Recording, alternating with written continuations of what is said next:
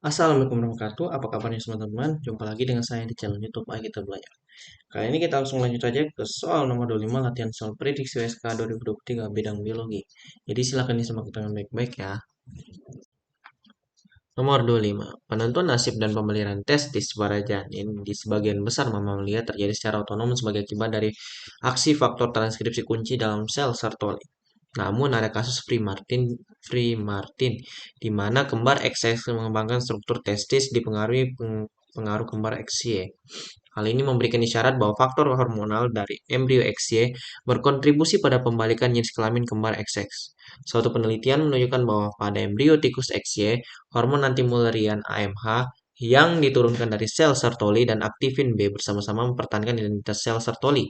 Namun mencit dan manusia yang kekurangan AMH fungsional memiliki morfogenesis testis normal dan ovarium janin tikus yang dikultur dengan adanya AMH tidak mengembangkan sel testis. Dalam studi lebih lanjut, sel Sertoli di testis janin tikus mengekspresikan gen inhibin beta B, INHBB. Aldi ingin memeriksa apakah AMH dan aktifin B dapat berfungsi secara sinergis dan atau berlebihan dalam memfasilitasi morfogenesis testis. Aldi kemudian merancang suatu penelitian untuk meneliti fenomena tersebut. Aldi mengambil sampel sebuah tikus wild type dan double knockout (DKO) yang diperoleh dari persilangan AMH dan INHBB. Dari persilangan yang terzigot AMH plus minus tunggal JAX 002188. Ini kode tikusnya ya, dan INHBB plus minus JAX 002442 itu gametnya ya teman-teman. Jadi ada kan dua pasang kan. Jadi yang kayak H besar H kecil gitu ya, kan plus minus gitu. Tikus betina dikawinkan dan hari deteksi sumber vagina dianggap hari embrio atau E0,5. Aldi menempatkan pada siklus terang dan gelap 12 jam dengan temperatur 70 derajat sampai 74 derajat Fahrenheit. Analisis transkrip ekspresi gen kemudian dilakukan dengan menggunakan Affymetrix Mouse Transcriptome. Hasil analisis dari efek hilangnya AMH atau INHBB pada mencit. Ini hasilnya. Teman-teman bisa baca-baca dulu ya atau cermati ini. Nah, ini dia kondisinya jadi agak berbeda ya, agak masuk deh ada panahnya. Ini yang kontrol ya. Kalau yang DKO itu ini keterangannya. Eksternal dan internal genitalia dari mencit umur 5 bulan kontrol dan mencit DKO ke XY A dan B ini ya. Staining menggunakan hematosiklin dan eosin ya, indikator HE gitu. Dari preparat gonad kontrol dan DKO XY umur 5 bulan C dan D ya. Kemudian imunofluoresensi dari DMRT1 sel Sertoli biru yang biru ini GCNA ini yang hijau ya.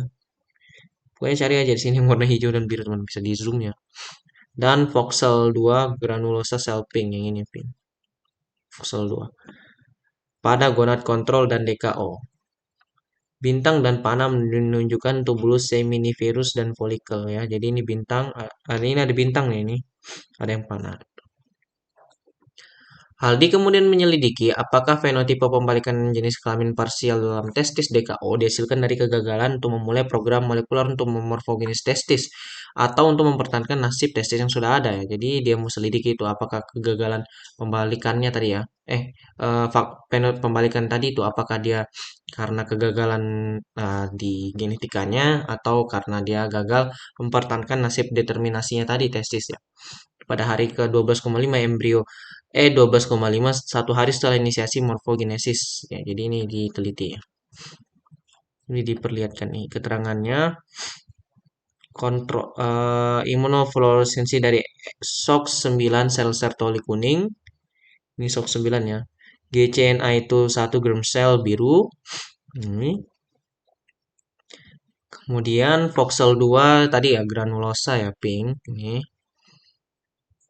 Kemudian laminin basal membran hijau. NRF2 NF2 interstitial cells bisa dilihat ya. Dan seterusnya gitu ya teman-teman. Pada ini D sampai F. Ini. D sampai F tuh ini berarti ya. Tadi yang A sampai C itu ya. Tadi ada yang beda-beda warna ya. Kemudian pada kontrol XY N sama dengan 4, DKW XY N sama dengan 4, dan kontrol akses N sama dengan 4. Prinsipal komponen analisis PCA dari transkriptom dari seluruh gonad pada E12,5. Jadi ini G ini prinsip pakai itu yang PCA gitu nih. Ini modelannya nih teman-teman. Bulat-bulat gitu. Volcano plot. Nah, ini volcano plot yang kayak gunung api ya. Jadi itu plot yang mungkin teman-teman baru dengar mungkin ya. Itu salah satu jenis plot gitu. Perbedaan ekspresi gen antara kontrol XY dan DKO ini ya. P value-nya jadi 5% ya. Level ekspresi relatif mRNA untuk gen yang penting pada sex determination dari gonad XY, SOC9 dan FGF9 dan gonad XX, FST dan SPO no, PO1 N sama dengan 4 per kelompok jadi I. Jadi ini kurang lebih GHI itu sama aja teman-teman kurang lebih. Nah, ini dia soalnya. Teman-teman mungkin agak lumayan menantang nih, kan dia agak panjang gitu ceritanya. Teman bisa pause dulu, nanti kita cocokkan jawabannya. Ya, kita lanjut aja ke opsi A. INHBB berperan dalam pertemuan sel sertoli. Tadi yang membahas tentang INHBB itu ada di atas-atas ya teman-teman. Nah ini nih. Menunjukkan bahwa pada sel penelitian ya ini kita baca nih. Membawa pada embrio tikus XY hormon AMH yang diturunkan dari sel sertoli dan tipin B bersama-sama mempertahankan identitas sel. Jadi yang mempertahankan identitas sel itu adalah XY itu adalah yang AMH anti Mullerian hormon gitu ya. Dan tadi aktifin B.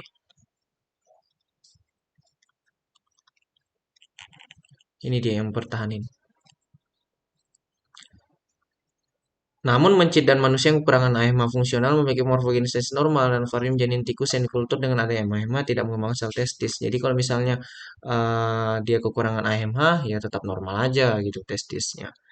Dan ovarium janin tikus yang dikultur dengan adanya AMH tidak mengembangkan sel testis ya. Nah, ini ada juga ekspresi dari gen inhibin beta. Nah, kita nih mau memeriksa di secara sinergis atau enggak yang mempertahankan identitasnya ini. Nah, teman-teman bisa lihat kalau di ini kan yang ada yang enggak ada yang minus inhibin dia. Lihat DKO apa tadi ya? Double knockout WT yang diperoleh dari persilangan AMH dan INHBB dari persilangan. Jadi ada yang itu ya. Dan double knockout. Jadi double knockout itu yang dia minus-minus ya semuanya gitu. Bisa dilihat bahwa kalau misalnya dia minus ya, double knockout tuh ya. Kalau misalnya dia minus ya, teman-teman bisa lihat kalau dia minus. Kalau dia minus ya dua-duanya INHBB minus. Apakah dia terbentuk? Ini X ya, apakah terbentuk S ovarium gitu ya. Kalau yang normal kan dia testis ya, pus difference dan bladder ya. Tapi kalau yang ini apakah dia terbentuk ini dan ternyata terbentuk ovotestis teman-teman, teris ya. Ada warnanya dulu yang berbeda. Ini dia terbentuk ovotestis. Jadi kemungkinan besar kalau misalnya nggak ada INHBB maka dia akan terbalik gitu teman-teman, yang XY dia terbalik menjadi XX. Nah, jadi apakah inhibin ini berperan dalam mempertahankan sel Sertoli? Jawabannya adalah benar teman-teman. Jadi gitu. Kalau misalnya nggak ada anu kan sel Sertoli anunya kan nggak terbentuk ya anunya. Dia uterusnya ini dia malah terbentuk uterus juga teman. Jadi ada uterus dan ada juga testis gitu. Jadi inhibin itu memang berperan dalam pembentukan ini. Nah, walaupun sebenarnya kalau DKO-nya yang ini AHEMA juga ada, cuman kan kita sudah tahu bahwa dia ini kan mempertahankan Sertoli gitu kan. Berarti antara inhibin dan AHEMA ini sama-sama saling bersinergi untuk mempertahankan sel Sertoli gitu tadi. Si A itu benar ya. Kemudian opsi B, mencit yang mengalami DKO tidak menghasilkan folikel. Folikel itu kita bisa lihat di anu ya teman-teman. Di atas sama di bawah nih ya, sama-sama gitu ya. Granulosa sel. Oh ini bintang dan panah nih ya. Jadi kita lihat ya. Tadi kan di DKO dibilang kalau dia itu tidak menghasilkan folikel. Apakah benar? Kita lihat apakah ada bintang sini. Oh, ini ada bintang ya teman-teman. Di DKO ini ada bintang ini. Bisa dilihat. Ini bintang ya simbolnya. Ini dan ini. Pada itu otomatis walaupun dia yang terbentuk ovotesis ya teman-teman di DKO, tapi ternyata dia menghasilkan folikel gitu. Jadi untuk opsi B itu salah. Dia tuh menghasilkan folikel walaupun dia ovotestis. Kemudian untuk opsi C, ekspresi gen secara menyeluruh antara gonad kontrol dan DKO secara statistik dapat dibedakan. Ekspresi gen secara menyeluruh. Ini berarti ya yang ekspresi gen. Ini kan yang bahas ekspresi relatif mRNA kan cuma yang di sini doang ya teman-teman ini. Nah, kita lihat apakah bisa dibedakan. Ini kan kita lihat ya, ini kan dia ini menggunakan sistem perbedaan signifikan yang huruf. Dimana kalau di hurufnya sama, prinsipnya kalau hurufnya sama berarti dia itu eh, sama aja dengan dia tidak kurang berbeda secara signifikan. Artinya dia sama lah intinya.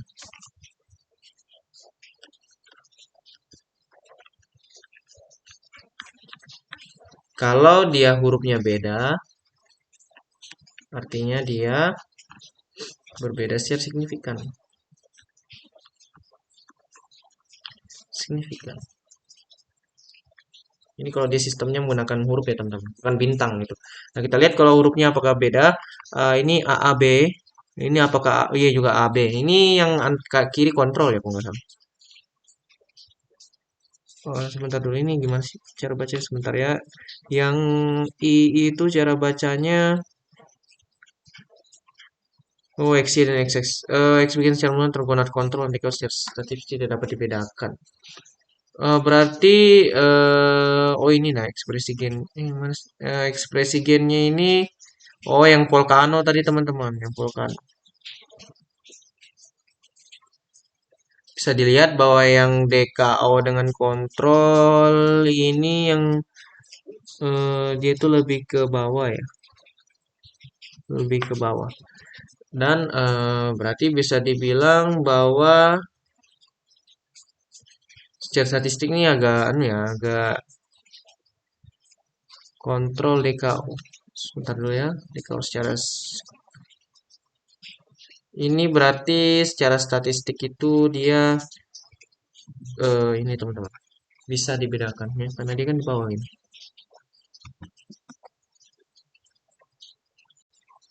Oh dan di sini juga ada ya gonad kontrolnya ini.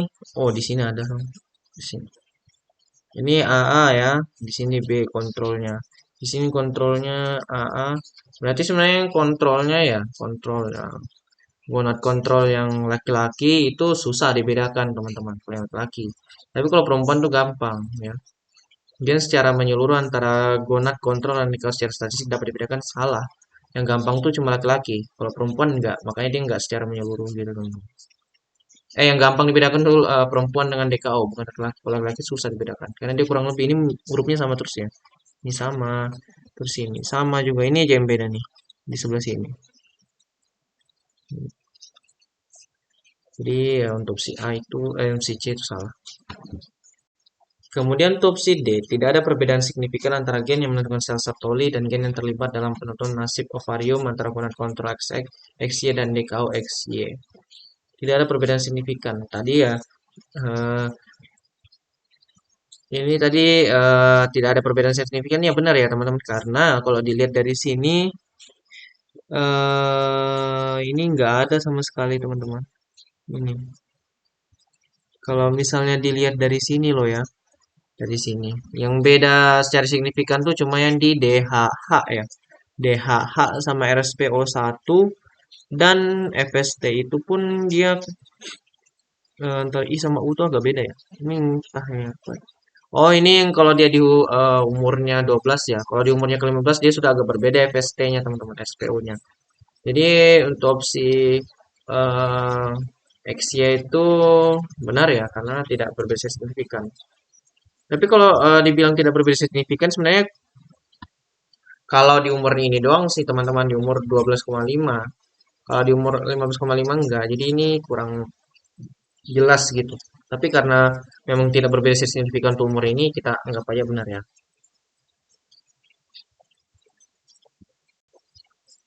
Jadi kesimpulan untuk jawaban kali ini adalah untuk opsi A itu benar, opsi B salah, opsi C salah, dan opsi D itu benar. Nah, sekian dulu pembahasan kali ini. Semoga bermanfaat. Salam bermanfaat. Sampai jumpa di next video.